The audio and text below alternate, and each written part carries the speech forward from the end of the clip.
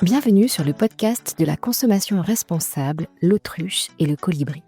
Ce guide audio pratique vous permettra d'adopter un mode de vie plus responsable et d'agir à votre échelle. Cet épisode s'inscrit dans le cadre du podcaston. Le podcaston, c'est quoi ? Eh bien, pendant une semaine, plus de 2700 podcasts de 65 pays différents se mobilisent pour mettre en valeur le monde associatif et ses valeurs. Chaque podcast choisit une association pour la présenter et sensibiliser à sa cause, afin de pouvoir récolter des dons en sa faveur. Un engagement auquel l'autruche et le colibri a bien sûr encore répondu présent.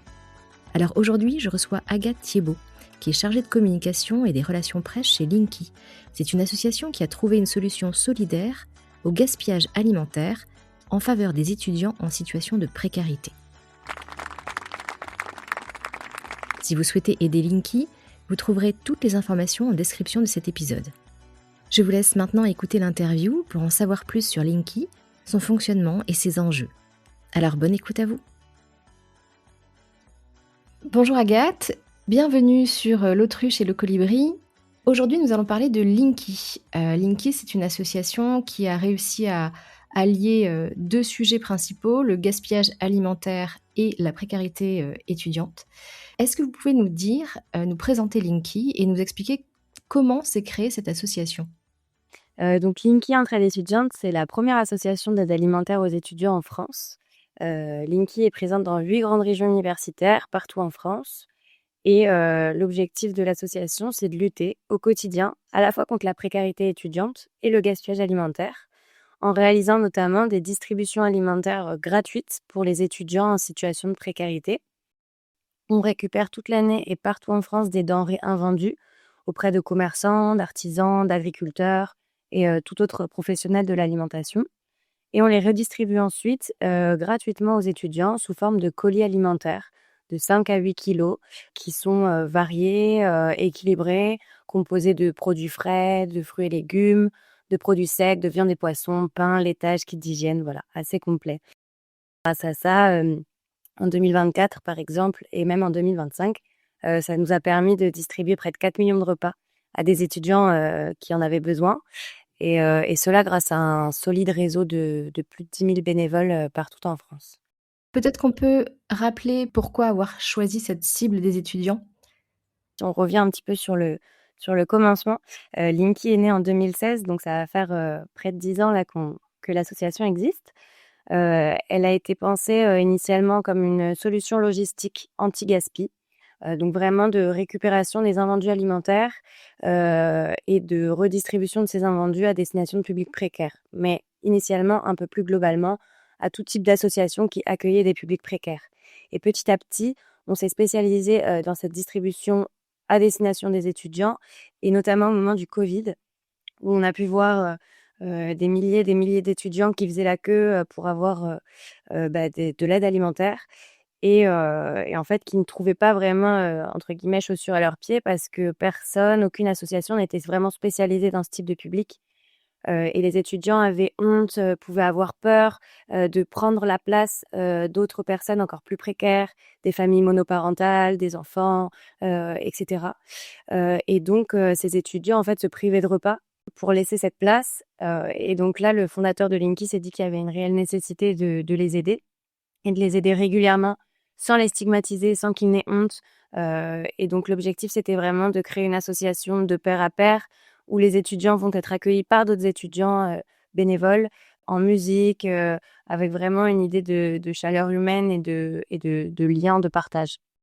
On publie une étude sociologique tous les ans. Nous, on sait qu'il y a un tiers des étudiants qui sont en situation de précarité, ce qui est quand même énorme, et un quart des étudiants qui envisagent d'arrêter leurs études en raison de difficultés financières. Et parmi les étudiants également qu'on accueille, il y a un tiers des étudiants qui sautent des repas 3 à 5 fois par semaine. Et en fait, c'est en voyant tous ces chiffres-là très alarmants et qui ne cessent d'augmenter, hein, la situation s'aggrave d'année en année. Il était vraiment important de créer une solution pérenne pour les aider. Très bien. Et donc du coup, aujourd'hui, concrètement, vous avez un système qui met en contact des distributeurs, par exemple, qui ont des denrées périssables et des bénévoles qui s'occupent de les amener jusqu'aux étudiants ? Voilà, tout à fait. Donc nous, ce qu'on fait, c'est qu'on rentre en contact avec autant de professionnels de l'alimentation que possible. Ils peuvent être très variés, donc ça peut être de l'artisan boulanger du quartier jusqu'au maraîcher qui vend ses produits à Rungis. Et donc nous, on récupère ces denrées à la fois grâce à nos bénévoles qui vont les acheminer, ce qu'on appelle les links. Ils font des links citoyens. Donc ils acheminent ces denrées directement du commerçant jusqu'à nos distributions. Et on fait aussi appel à des logisticiens qui sont salariés pour acheminer ces denrées en plus grand volume via nos camions, des vélos cargo, etc. Aujourd'hui, Linky, en chiffres, c'est combien de salariés et de bénévoles? Aujourd'hui, en chiffres, Linky, c'est environ, je dirais, 30 à 40 salariés répartis partout en France et un réseau de bénévoles composé de près de 10 000 bénévoles. 10 000 bénévoles, donc vous disiez beaucoup d'étudiants, mais pas que, j'imagine? Oui, effectivement. Ce sont particulièrement des étudiants qui rejoignent les rangs des bénévoles Linky. En fait, ils découvrent les distributions Linky en tant que bénéficiaires, souvent. Et puis, en voyant l'ambiance, etc., ils ont envie aussi de donner un petit peu de leur temps. Et donc, ils deviennent bénévoles. Mais on a aussi des personnes un peu plus âgées du quartier qui ont vraiment à cœur de s'engager dans cette lutte et donc qui sont avec nous à nos côtés toutes les semaines.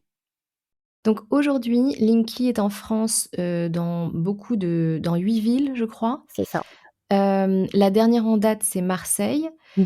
L'idée, c'est de vous développer à terme dans les, plus grandes villes de France. Est-ce qu'il y a aujourd'hui une projection?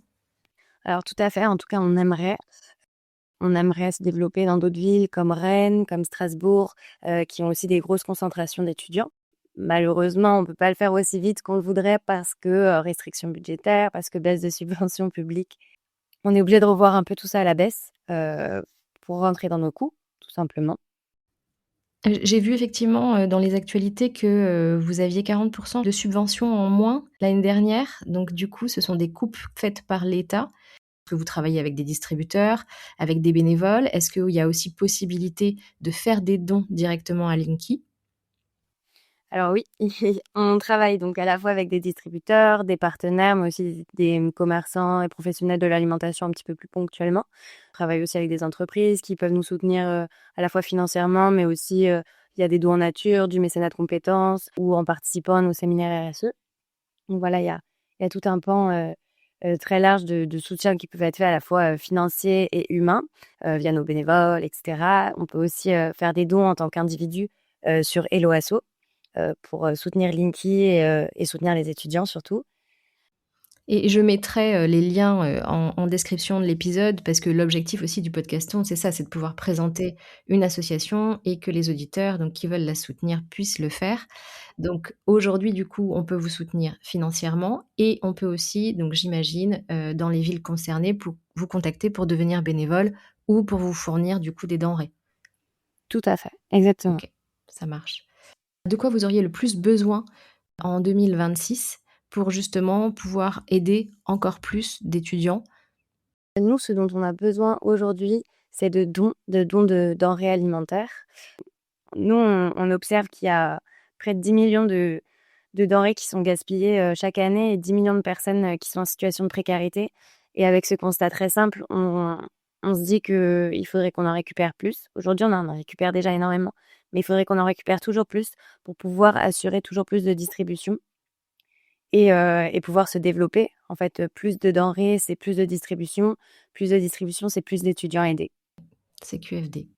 Bah, c'est un peu la raison d'être, première même de Linky. L'association, elle est née, pour ça, pour récupérer toutes ces denrées, pour participer à l'anti-gaspillage, à travers, toute la France.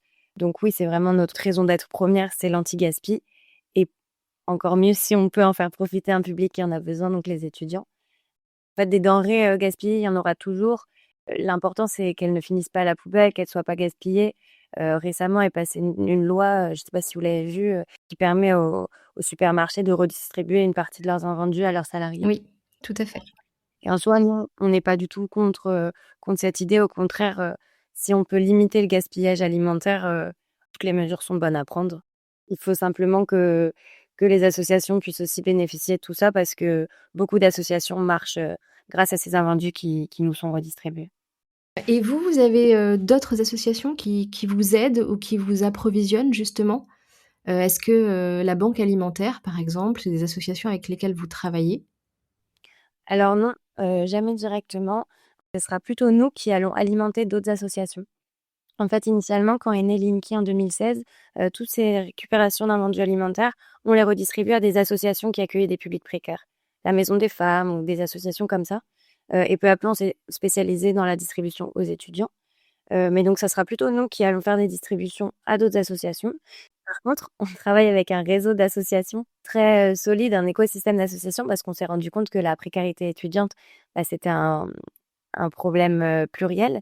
Il y a à la fois l'alimentation, mais la précarité étudiante, c'est aussi, des problèmes de santé mentale, d'accès aux droits, d'accès au logement, d'accès à la santé. Précarité menstruelle aussi, je crois? Exactement, tout à fait. C'est pour ça que nous, on a à cœur de distribuer, par exemple, des protections hygiéniques, dans nos distributions, mais aussi de faire appel, à des associations comme Nightline, qui intervient sur la santé mentale, comme, Article 1, au niveau, de l'accès aux droits. Voilà, on a fait appel aussi à Droit de regard, qui est une association qui permet, à des publics précaires d'avoir des ordonnances, pour, des lunettes, gratuitement. Donc en fait, on fait venir ces associations-là, sur nos distributions, pour proposer une aide plurielle aux étudiants. Peut-être qu'on peut rappeler aux auditeurs les villes dans lesquelles déjà Linky est présent et comme ça, si des personnes ou des distributeurs, ont envie de vous contacter dans ces villes, bah, ils peuvent le faire. Tout à fait.